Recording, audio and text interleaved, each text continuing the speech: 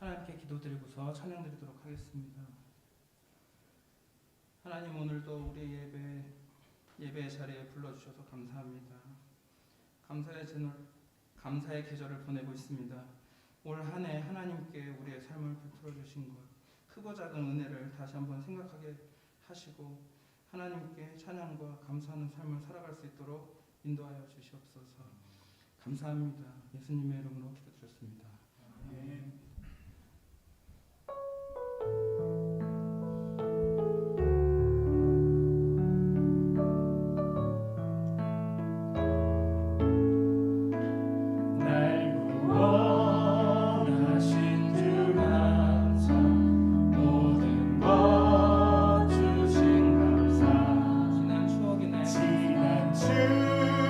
추억이네 감사 주님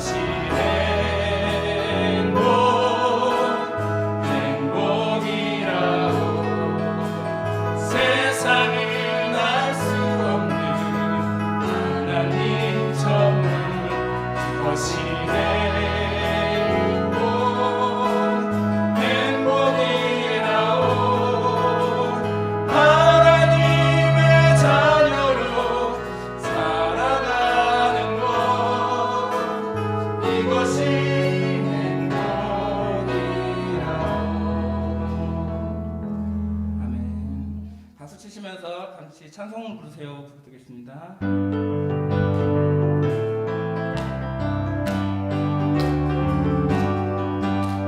찬송을 부르세요. 찬송을 부르세요. 놀라운 일이 생깁니다. 찬송을 부르세요. 기도 드리세요. 기도를 드리세요. 기도를 드리세요. 놀라운 일이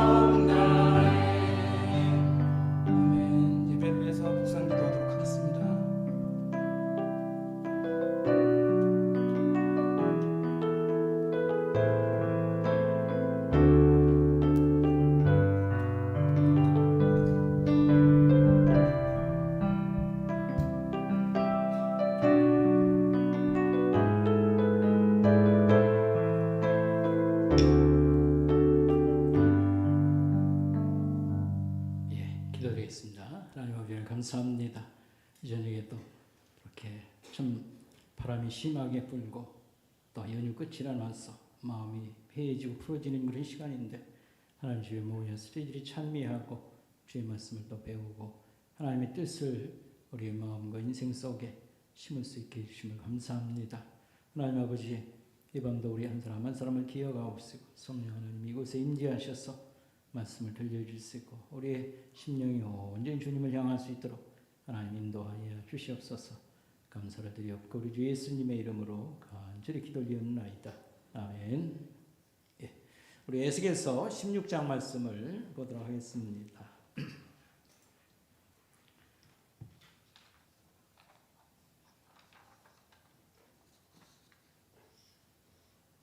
에스겔서 16장 말씀입니다.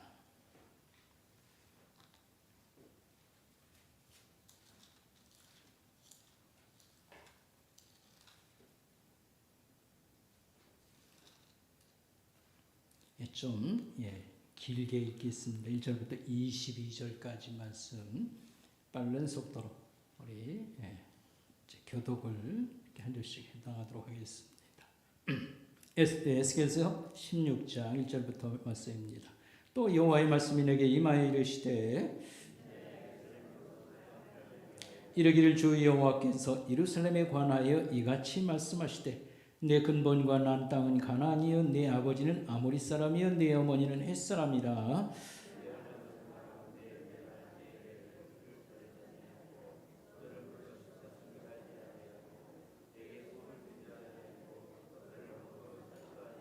아무도 너를 돌보아 이 중에 한 가지라도 내게 행하여 너를 불쌍히 여긴 자가 없었으므로 내가 나던 날에 내 몸이 천하게 여겨져 내가 들에 버려졌느니라.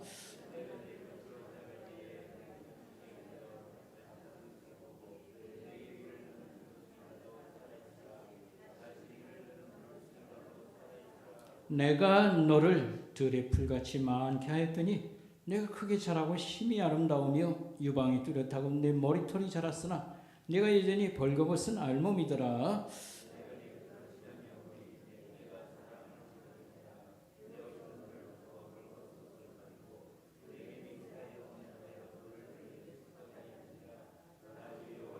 내가 물로 내 피를 씻어 없애고 내게 기름을 바르고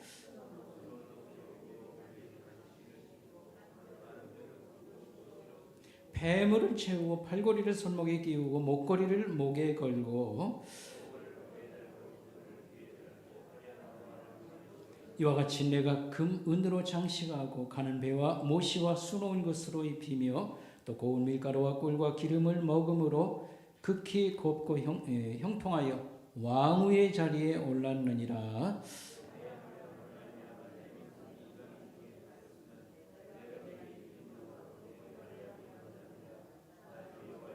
그러나 내가 네 화려함을 믿고 네 명성을 가지고 행음하되 지나가는 모든 자와 더불어 음란을 많이 행함으로 네 몸이 그들의 것이 되도다.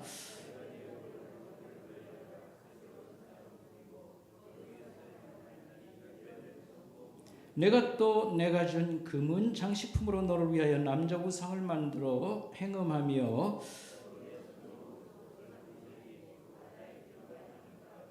또 내가 내게 주어 먹게 한 내 음식물 곧 고운 밀가루와 기름과 꿀을 내가 그 앞에서 베풀어 향기를 삼았나니 과연 그렇게 하였느니라. 주 여호와의 말씀이니라.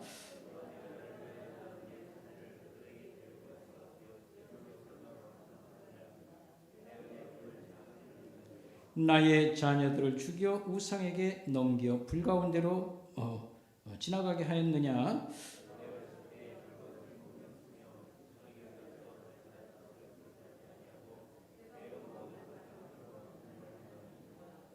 아멘. 예. 오늘 에스겔서 16장 말씀을 우리가 이렇게 생각하도록 하겠습니다. 16장은 상당히 깁니다. 그런데 다 읽지는 않고 제가 이렇게 설명을 해서 주로 이제 우리 자신들에게 적용을 하고 이스라엘의 그 교훈적인 걸 이렇게 생각하도록 그렇게 하겠습니다. 이제 에스겔서를 우리가 끝까지는 이렇게 묵상을 못 합니다. 그래서 한 20몇 장까지 아마 할 겁니다. 15일 너무 빨리 가니까 다음 주가 10일이거든요. 그래서 주일 저녁에 제가 이 강론할 때 오늘하고 다음 주 이렇게 해서 에스겔서를 끝내고 어차피 또 에스겔서를 몇 달 후에든지 아니면 내년에 또 아마 있지 않을까 생각을 합니다. 그 다음에 신약 성경으로 갈 때 저녁에 맞춰서 데살로니가 전서가 아마 그렇게 될 겁니다. 말씀 전하도록 일단 그렇게 하겠습니다. 그래서 에스겔서는 오늘하고 다음 주 두 번 해서 일단 뭐 몇 차례 설교를 안 했습니다만 그렇게 말씀드리고 다음 기회에 그 뒤에 나오는 얘기들을 또 여러분에게 증가하도록 그렇게 하겠습니다. 이제 오늘 저녁 16장의 말씀은 하나님이 이스라엘 백성들을 비유로 고아아이를 잘 키워서 그 왕비로 만드는 그런 어떤 얘기를 하는데 이스라엘의 역사 얘기를 지금 다 하는 겁니다. 근데 하나님을 완전히 배반하고 그래서 이렇게 망할 수밖에 없는 이제 그런 상황을 맞았다. 이제 그런 내용이 되겠습니다. 이걸 쭉 한참 설명을 해야 여러분들에게 충분히 이해가 되는데 다 그러진 못하고 조금 설명하다가 우리하고 적용을 해서 설명하고 적용을 하고 이렇게 하니까 왔다 갔다 생각될 수도 있어요. 그러나 잘 듣고 도움이 될 수 있길 바라겠습니다. 오늘 여기 이제 3절부터 버려진 한 아이 얘기를 하나님께서 들려줍니다. 이것은 이스라엘 백성들이 한 민족으로 이 세상에 한 민족으로 이렇게 등장할 수 없는 그야말로 그 노예 백성으로 그냥 지지부지하다가 끝날 그런 존재들인데 하나님이 살려줘가지고 그야말로 빛이 나는 강대 국가심 이렇게 만드셨다는 이제 그런 얘기를 주로 하는 겁니다. 그래서 여러분 여기 이제 3절에 보면 자 한번 보겠습니다. 이러시기를 주 여호와께서 하나님이 예루살렘에 관하여 이같이 말씀하셨도다. 여기서 예루살렘은 곧 이스라엘을 상징적으로 얘기한다.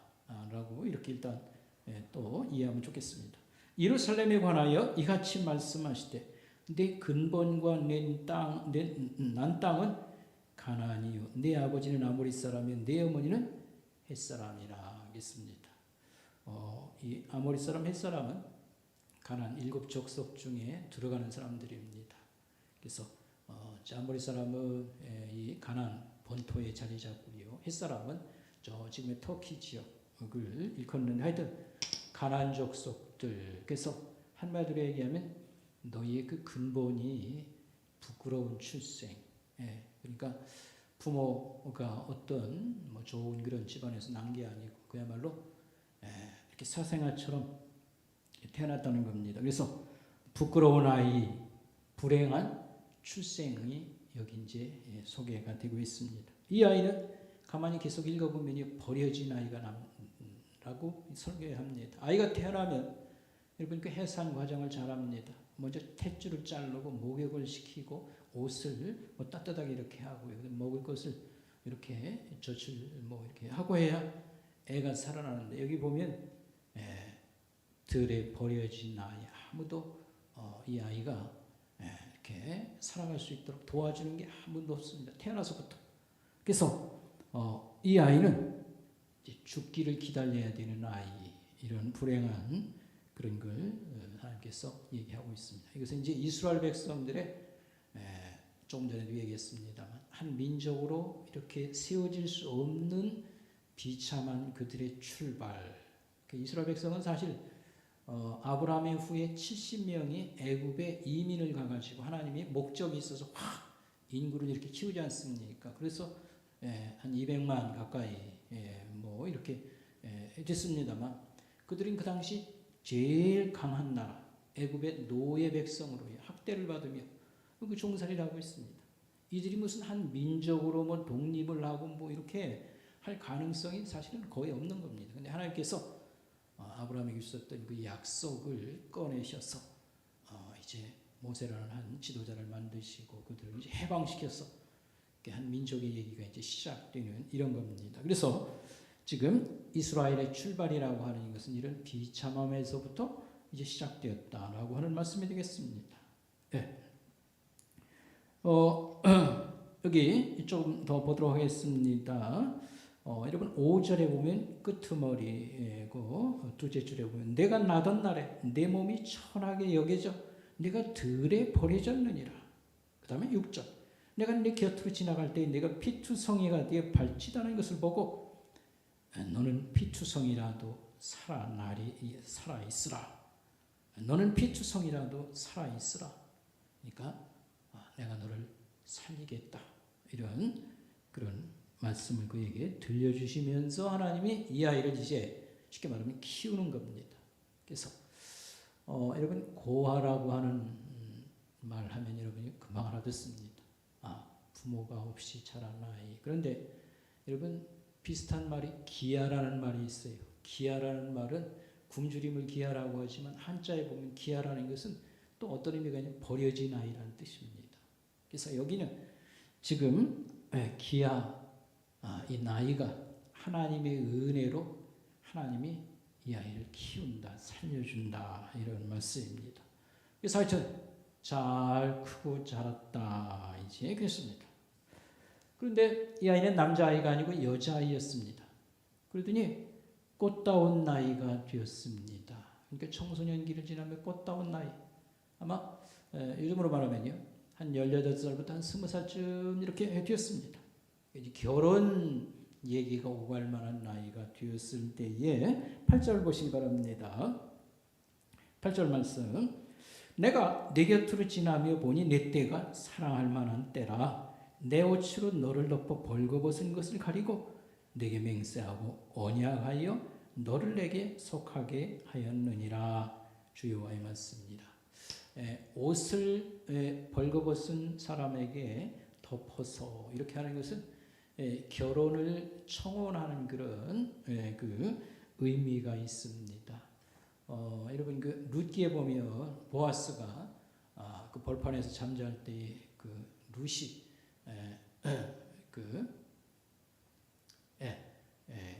밤중에 그에게 찾아오지 않습니까? 근데 그 이불 같은 옷으로 그를 덮었다고 하는 것은 청혼을 사실 의미하는 그런 의미가 있다고 보면 좋겠습니다. 그래서 이 아이를 이제 사랑의 대상자로 삼고 결혼을 하겠다고 하는 그런 청혼을 이렇게 했다고 하는 이제 그런 얘기가 되겠습니다.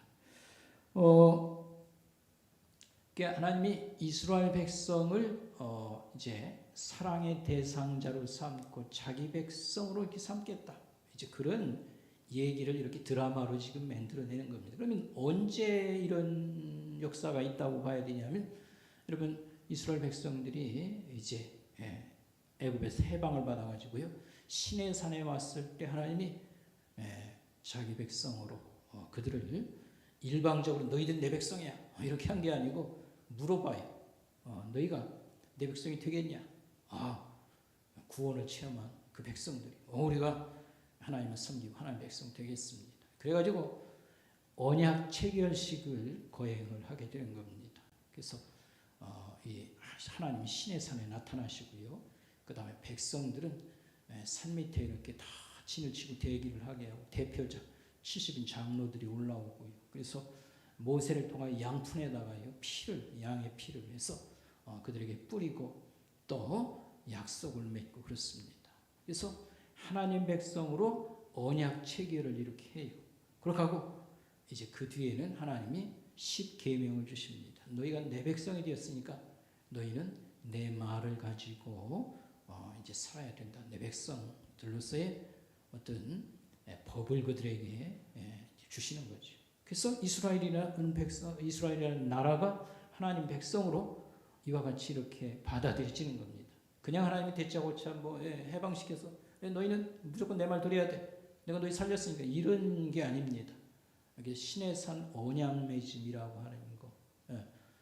역시 우리도 역시 마찬가지입니다. 우리가 성경의 가장 중요한 그런 가르침 중에 뭐냐면 언약 사상이라고 하는 게 있습니다. 하나님이 아브라함을 불러서 언약을 맺으십니다. 나중에 이제 그건 자세히 설명하도록 하고 어쨌든요. 이스라엘 백성들이 이런 과정을 통해서 하나님 백성이 된 겁니다. 마치 결혼을 시내산에서 백성들과 하나님 사이에 결혼식을 올린 것과 같다. 그렇게 보면 아주 정확합니다. 이 결혼식 올리라는 말이 나왔다는 건 무슨 뜻이냐면 하나님이 이들을 사랑의 대상자로 삼고 내가 너희들을 끝까지 내 백성으로 내가 책임진다. 운명을 함께하겠다. 이게 바로 이제 여러분 시내산에서 언약 체결이었던 것입니다. 오늘 우리가 예수 믿을 때도 마찬가지입니다. 세례식을 거행합니다. 근데 세례식이라고 하는 것이 우리의 죄를 하나님이 용서해 주시고 하나님 백성으로 우리가 하나님을 이렇게 받아들이고 그 다음에 섬깁니다. 이걸 이 하나님 백성들 믿는 사람 앞에서 서약하는 겁니다. 그러니까 하나님하고 결혼 약속, 결혼한 그런 것으로 우리가 이렇게 그걸 이해할 수가 있는 겁니다. 우리는 특별히 예수님의 십자가 사건 그것을 받아들이고 이해하고 믿고 할 때 우리의 죄와 부끄러움을 하나님께서 사실은 덮어주시는 거고요. 그 다음에 십자가 사건을 통해서 하나님 백성으로 영원한 사랑의 관계를 우리 하나님과 맺는 것이다. 이렇게 말할 수가 있게 되겠습니다. 자, 이 고아였던 이 처녀가 이제 결혼식을 이렇게 치렀으니까 결혼식 과정이라고 할까요? 멋진 옷을 입히고 그 다음에 여러 가지 폐물로 몸을 치장을 합니다. 그래서 팔찌, 목걸이, 보석으로 꾸미게 하고 이렇게 해서 신부로 이렇게 만드는 것을 볼 수 있습니다. 그런 설명이 나오는데 코걸이도 채웠고 우리는 다른 보석은 지금도 귀걸이도 하고 목걸이, 팔찌 다 하는데 코걸이는 요즘은 안 하죠, 그러죠? 그 당시에는 그 당시 문화에 있어서 코걸이는 굉장한 장식품이었습니다. 요즘은 그런 거 안 하니까 그런 거 하면 참 이상하게 보이지만 굉장한 그런 사치품, 최고의 최대의 영광을 표현하는 겁니다. 거기다가 면류관을 쓰였다고 그랬어요. 여러분 그 세종대왕 그 모자 이 임금님 쓰는 게 이제 그 면류관이라고 하는 건데 이것은 왕비로 만들었다 이제 이런 말씀입니다. 자, 여러분 12절을 보세요. 코걸이를 코에 달고 귀걸이를 귀에 달고 화려한 왕관을 머리에 씌웠나니 해놓고 13절에 뭐라고 하냐면 그 끄트머리에 왕위의 지위에 너희가 올랐느니라 이렇게 말을 합니다. 그래서 고아 같은 이 아이를 키워가지고요 이제 결혼을 해서 아주 높은 그런 위치까지 이제 올려놓았다라고 하는 이제 그런 말씀이 되겠습니다. 이게 이스라엘 백성이 언제 결혼식인지 시내산에서 치렀다고 했고요.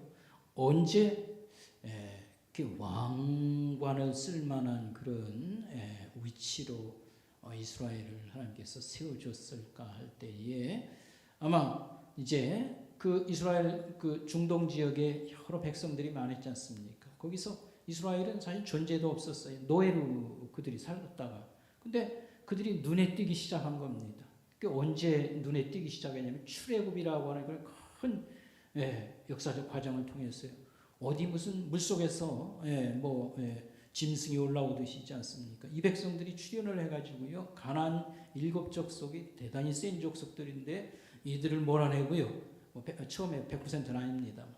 그렇게 하고 승승장구해서 그 땅에 딱 뿌리를 박고 정착을 하고 나라를 이렇게 이제 세우고 그러지 않습니까?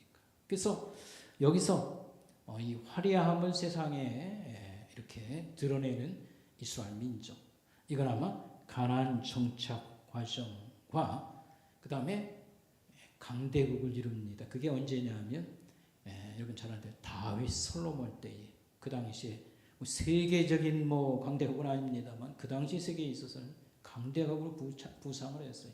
주변 나라들을 정복하고 조공을 받고 막 이렇게 한 겁니다. 그래서 이스라엘의 한 나라 민족으로서요 어떤 세상에 꽃을 피우는 그런 시대 이런 걸 오늘 여기 이런 사건 설명으로 우리가 적용해서 이해를 할 수 있겠습니다.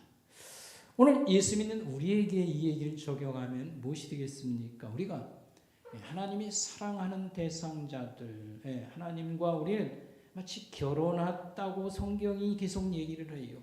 그건 뭐냐면 예수 믿는 사람들과 예수님과의 관계는 사랑의 대상자고 하나님이 우리 주님이 목숨을 바쳐서 이들을 지키고 끝까지 그 영광스러운 자기 백성으로 이렇게 삼으신다.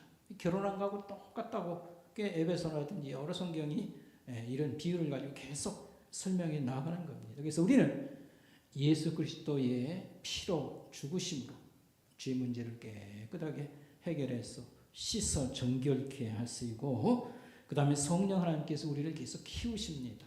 거룩하게 하나님 자녀로 이렇게 키워서 그 다음에 그야말로 왕위에 앉았다라고 하는 게 우리가 하나님 나라에 들어가서 하나님과 살 때의 우리의 그 위치가 이런 것이다. 그래서 성경이 아침에도 얘기했습니다. 영적 자녀가 되었다는 것이 우리로서는 뭐 그런 것보다 뭐 그러지만 그냥 말만 그렇게 하나 갖다가 뭐 붙인 게 아닙니다.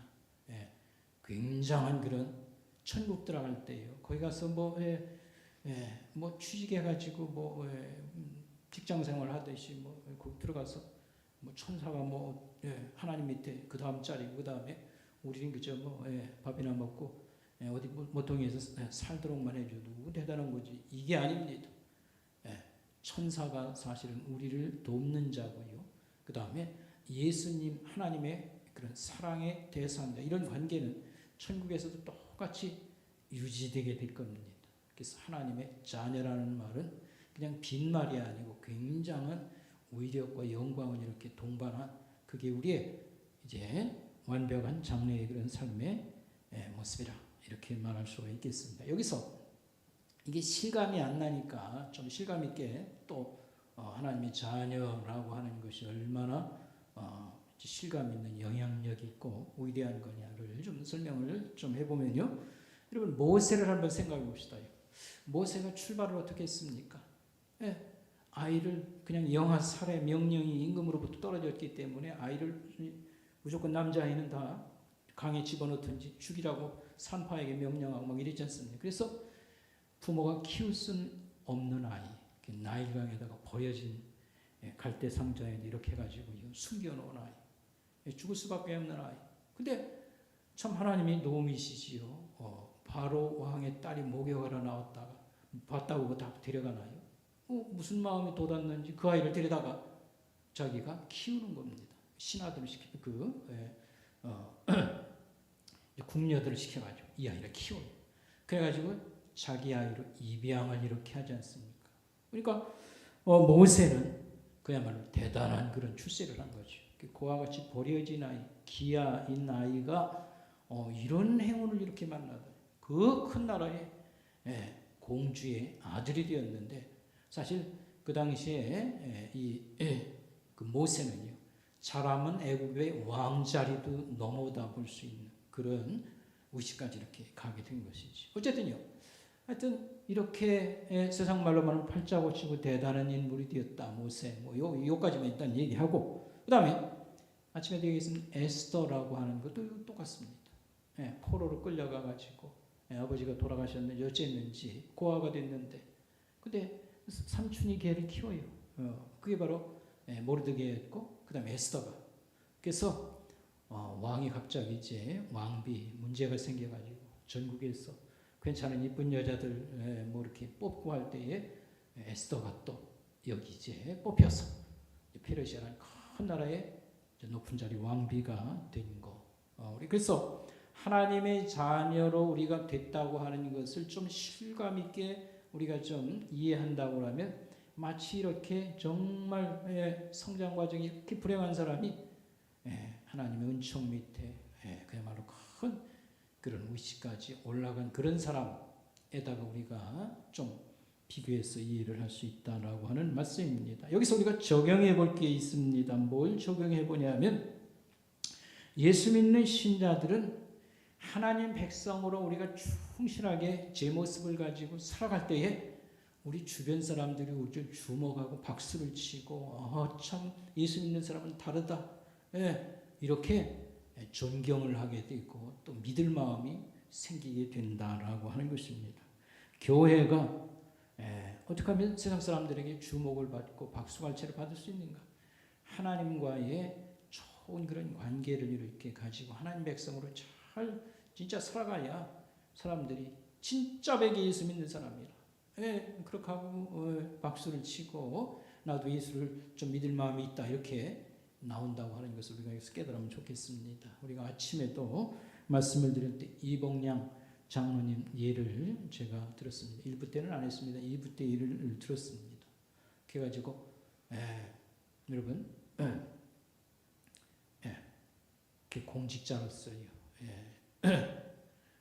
높은 자리에 있을 때에 주일날 어떻게 할 것이냐 하나님을 예배해야 되냐 아니면 이 난리통에 뭐 주일 한번 빼먹고 뭐 보고하러 가고 이 고민 가지고 기도하는데 하나님의 그런 그 말씀의 어떤 영감이 있어서 저가 잘리면 잘리지 나머지 하나는 책임져 주신다. 이분이 사실은 뭐 그런 저기가 경건 생활이 없이 그냥 그렇게 된 게 사실은 아닙니다. 기도를 평상시 많이 하고요 잘 믿는 분이었는데 이런 어려움을 당한 거죠. 그래서 정말 어떻게 해야 될지 몰라가지고 기도할 때 하나님께서 에스더 얘기가 떠오르게 하고 또 다니엘의 얘기가 떠오르게 하고 그래서 그냥 주일날 예배드리러 가고요. 잘리면 잘린다 하고 서목 과정을 보냈는데 그게 시험거리가 되고 했는데 결국은 여러분 아침에 얘기한 것 말이야. 면담을 이렇게 오라고 해가지고 이 얘기를 나누는데 그게 그야말로 주어받고 쫓아내는 그런 결정이 아니고 예수 믿는 사람의 그 신앙에 결국은 감동을 이렇게 받으니까 하나님이 역사한 거죠. 그래가지고 진짜 예수 믿는 사람이라 이렇게 얘기를 하고요. 이게 참된 신자라고 하는 거, 진짜 백이라고 이렇게 칭찬을 하고 그 다음부터는 이 어려움이 이제 해결되고 했다고 하는 그런 말씀을 드렸지 않습니까? 그래서 하나님 말씀을 붙잡고 철저히 우리가 이렇게 나아갈 때 오히려 세상 사람들이 오히려 인정을 해주고 진짜 백이 신자라 이렇게 하고 인정을 우리가 또 받게 되는 겁니다. 이런 말씀을 드릴 수 있겠습니다. 자, 세 번째로 말씀드릴 것은 이제 이스라엘이 여인으로 지금 비유를 했지 않습니까? 꽤 살만하게 되고 그 다음에 여러 가지 주변 사람들의 주목을 받고 인정을 받게 되다 딴짓을 하는 겁니다. 그래서 하나님에게 소망을 두는 게 아니고 자기의 그 화려한 외모나 여러 가지 칭찬거리 뭐 이런 것들을 염두에 두고 그 다음에 딴짓을 하기 시작하는 거죠. 연애에 빠지게 되는 겁니다. 여러분 16절 말씀 보겠습니다. 내가 내 의복을 가지고 너를 위하여 각색으로 산당을 꾸미고 거기서 행음하였느니라. 근데 이게 다 지금 이 얘기 드라마를 만들어 가지고 하나님 이스라엘 백성과의 관계가 어떻게 망가졌고 이들이 멸망에 이르게 되었는가 그걸 지금 말씀하는 겁니다. 이스라엘 백성들이 하나님이 잘 키워서 세상에 주목을 받고 그 다음에 강대국이 되었을 때에 하나님에게 집착을 하고 경건하게 사는 이런 백성으로 간 게 아니고 마치 여자가 사춘기 지나가서 외모가 좀 좋게 드러나자 얼굴과 외모에 자신감을 가지고 자기 인기를 이렇게 한데 이렇게 끌어모으는 그런 방향으로 이렇게 처신하면서 이제 연애를 이 사람 저 사람하고 해가지고 문제를 일으키는 이런 것을 여기서 얘기를 하고 있습니다. 그래서 이 음란을 위해서 하나님이 주신 결혼 선물까지 다 팔아먹더라. 이제 그런 내용이 나머지 얘기가 되겠습니다. 하나님이 이스라엘 백성들을 키우는 이유가 뭘까요? 애굽에서 해방시켜서 이렇게 자기 백성을 키우는 이유가 뭘까요? 그 이유는 이들이 하나님 백성이 되어서 온 세상에 하나님을 증거하기 위한 그런 목적으로 하나님께서 이들을 샘플로 양육을 해 나가는 겁니다. 그런데 이스라엘이 세상에 굉장한 주목받는 백성, 영향력을 이렇게 행사할 때에 이들이 이제 나라가 나눠지고 타락의 길로 가고 이렇게 했다고 하는 사실이 되겠습니다. 여기서 이제 우리 자신에게 또 적용할 게 있습니다. 우리가 예수 믿어서 영적 자녀가 되게 했다고 하는 거, 이거 목적이 있습니다. 목적이 뭡니까? 하나님의 영적 자녀라고 하는 것은 하나님이 끝까지 사랑하고 책임지는 그런 사람들인데 굉장한 세상으로 말하면 출세요 영광입니다. 우리는 하나님을 잘 믿고 세상에 또 하나님을 알리고 이 세상에 하나님 믿는 사람들이 자꾸 늘어나고 그런 가정이 세워지고 그 다음에 그런 공동체 교회가 만들어져서 그 다음에 하나님 나라가 이 땅에 이제 임하는 거, 이게 굉장히 막연한 얘기 같은데 그게 바로 뭐냐면 잘 믿는 사람이 만에 선한 영향력을 이렇게 미치고 세상이 존경하는 하나님 백성들, 그래서 우리가 사는 직장이 됐든지 우리 여러 곳에서 하나님 말씀이 이루어지는 것, 세상 표현으로 말하면 빛과 소금 역할을 하면서 정의와 사랑이 꽃피우는 세상, 믿는 사람들이 이렇게 많이 일어나는 좋은 세상으로 어느 한계는 있겠습니다. 그렇게 되는 것이 하나님의 목적이고요. 마지막에는 하나님께서 새로운 그런 세상을 참 우리에게 하세하는 새 땅을 주셔서 그런 세상으로 이제 세상은 이제 넘어가게 될 것입니다. 여기서 우리가 잘 알 것은 예수 믿는 사람의 소원이 무엇이어야 되냐? 예수 믿는 사람의 바람과 소원은 하나님의 이 목적과 일치돼야 이게 최고의 그리스도인의 어떤 역할을 하는 것이라 이렇게 말할 수 있겠습니다. 쉽게 말하면 평생 소원이 일단 예수를 잘 믿는 사람 되는 것입니다.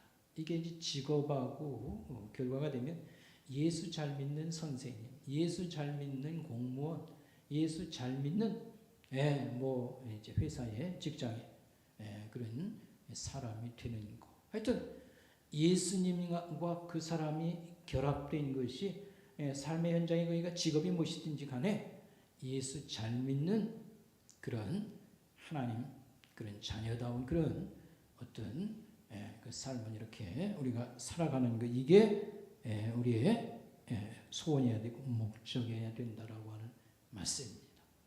그런데 우리 예수 믿는 사람들의 바람과 소원이 복이나 잘 뭐 크게 받아서 좋은 직장이나 얻어가지고 좀 이렇게 자식이라도 좀 잘 키우고 뭐 세상에서 부러워하는 직업에 들어가 가지고 거기 이 세상에 뭐 괜찮다는 사람 거기 끼는 게 우리의 소원이다 하면 이건 예수 믿되 하나님이 보기에는 좀 실망스러운 그런 겁니다.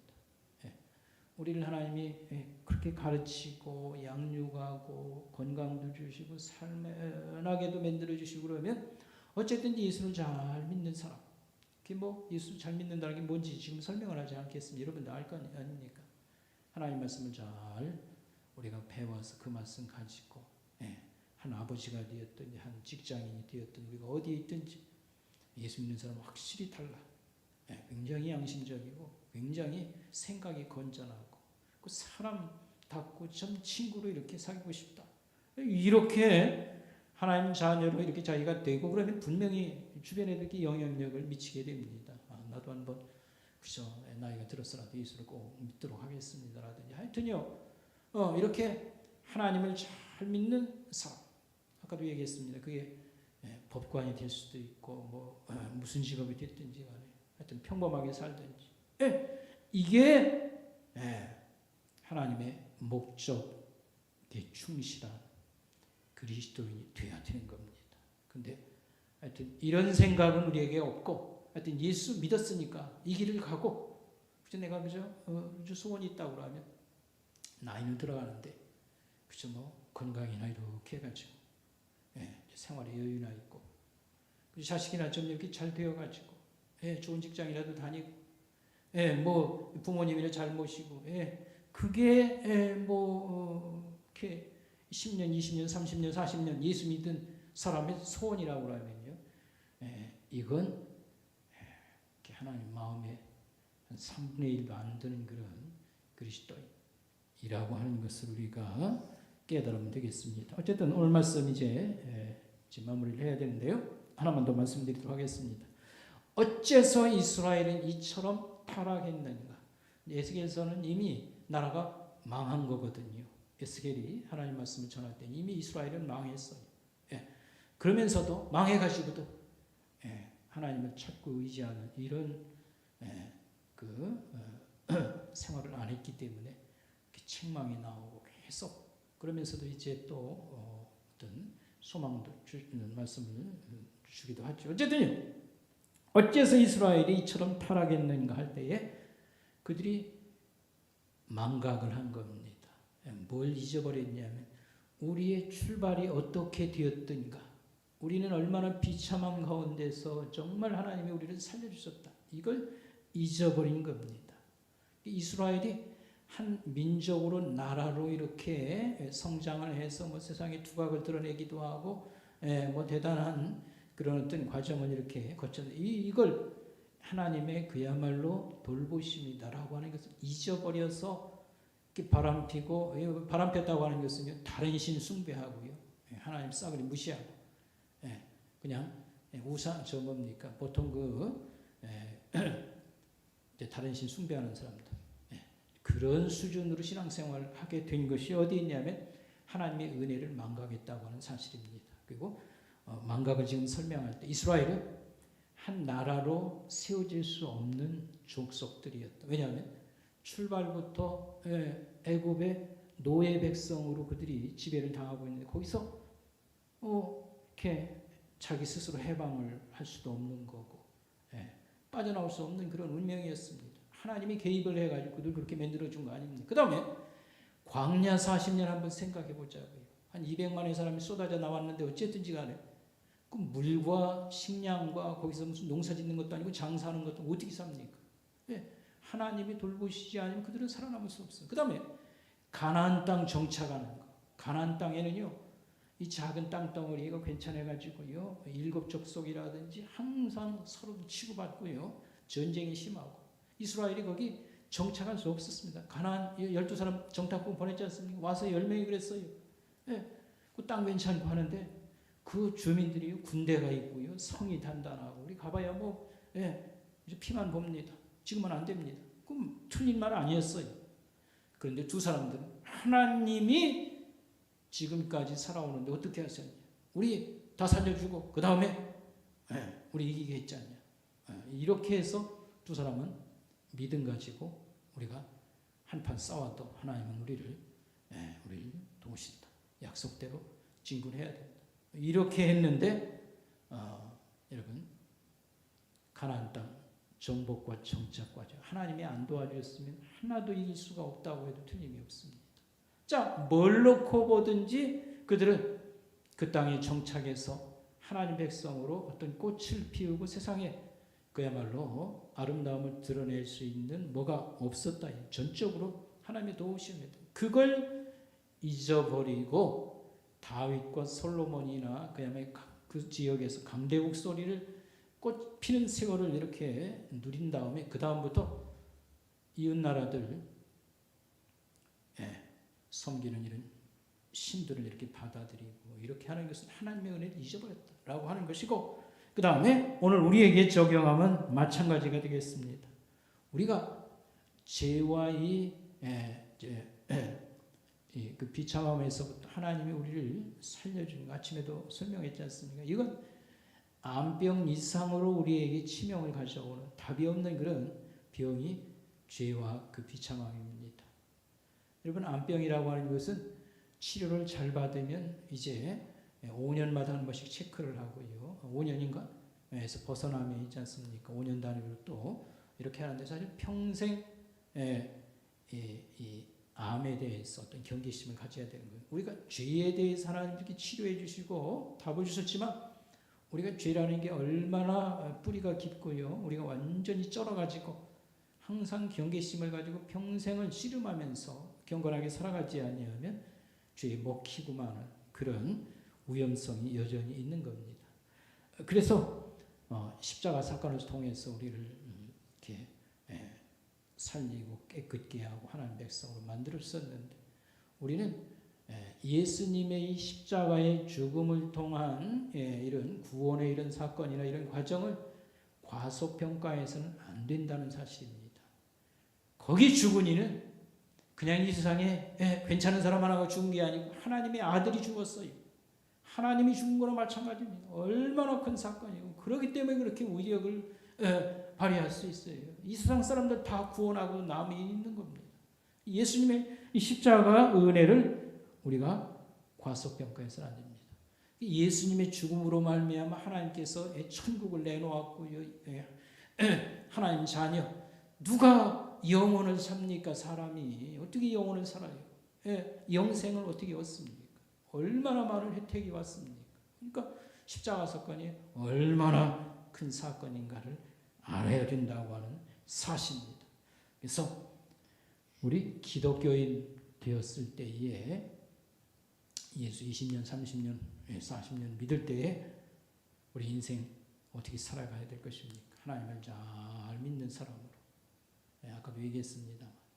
20, 30년 예수 믿고서도 소원이 그냥 남은 여생 편안히 살고 어디 관광이나 다니고 그냥 생활이 안정되었어요. 소위 말하는 대로 안정된 생활, 중산층에 들어가서 그래도 예수 믿는다고 사람들이 좋은 칭찬이나 해주면 이 정도 가지고는 안 된다고 하는 것입니다. 마치 이거나 마찬가지예요. 모세가 그 물에서 건져서 그 공주의 아들로 이렇게 입양이 되지 않습니까? 그런데 모세가 왕궁에서요 배 두드리면서 나같이 하나님 사랑받은 사람, 출세한 사람 어디 있냐 해서 애굽의 공주의 아들 된 걸 아주 큰 자랑으로 생각하고 그러고 자빠져 있는 것과 마찬가지라 이 말입니다. 여러분 모세가 그거 버리고 나와가지고 하나님 백성의 지도자가 되고 고생 지질나게 했습니다만 그러나 그게 잘한 거예요? 잘못한 거예요? 모세가 하나님 백성의 지도자가 된 것이 잘한 거예요? 잘못한 거예요? 애굽의 왕 위에 올라간 것보다 더 잘한 거예요. 여러분 그걸 알아야 됩니다. 우리가 하나님의 자녀가 되고 구원받아서요 하늘 백성으로 그리스도인으로 이렇게 살아가는 것은 이 세상에서요 최고 출세한 사람 누구라고 얘기하든지 간에 비교할 수가 없는 그런 복됨인 것입니다. 아멘? 우리가 큰 들어가기 힘들다고 하는 것은 취직을 하고요 위치를 올라가고 대단한 것 같으나 여러분 한번 보세요. 결말을 보세요. 대통령하고 대단한 사람 딱 감방에 들어가 앉았고요 쇠고랑지 차고 자살해 죽고요 그거 금방 지나가는 아무것도 아니에요. 하나님의 우리 자녀됨과 그 다음에 이 약속을 하나님이 실현하는 그런 우리의 미래의 영광을 우리가 생각하며 그리스도인이라는 이런 우리의 그런 위치나 이런 정체성을 우리가 정말 귀하게 복되게 생각해서 우리가 이 말씀에 합당한 그리스도인의 삶을 우리가 사는 자로 우리가 살아야 될 것입니다. 기도하겠습니다. 하나님 아버지 하나님 감사합니다. 이 저녁에도 우리가 주의 귀한 말씀을 통해서 이스라엘 백성들이 정말 하나님의 주목받고 사랑하는 그런 자로 양육을 이렇게 받았으나 그러나 어느 시점에 저들은 세상의 영광과 또 주목을 받을 때에 세상의 모든 그런 우상 숭배에 빠져서 또 자기 힘으로 살아오고 또 이런 자리에 이른 것으로 착각을 해서 하나님을 실망시키고 마지막에는 참 이렇게 포로의 자리까지 또 멸망의 자리까지 가는 이런 안타까움이 있었습니다. 하나님 오늘 우리가 우리의 존재와 신앙의 그런 귀함과 정체를 알아서 여기에 합당하게 살아가는 저희들로 삼아주시고 우리 입에서는 감사와 찬양과 또 우리의 정체성에 대해서 또 항상 기뻐하고 또 신앙인의 그런 길을 제대로 가는 저희들로 하나님 끝까지 붙잡아 주시고 삼아 주시옵소서. 감사를 드리오며 예수님의 이름으로 간절히 기도를 이었나이다. 아멘. 예.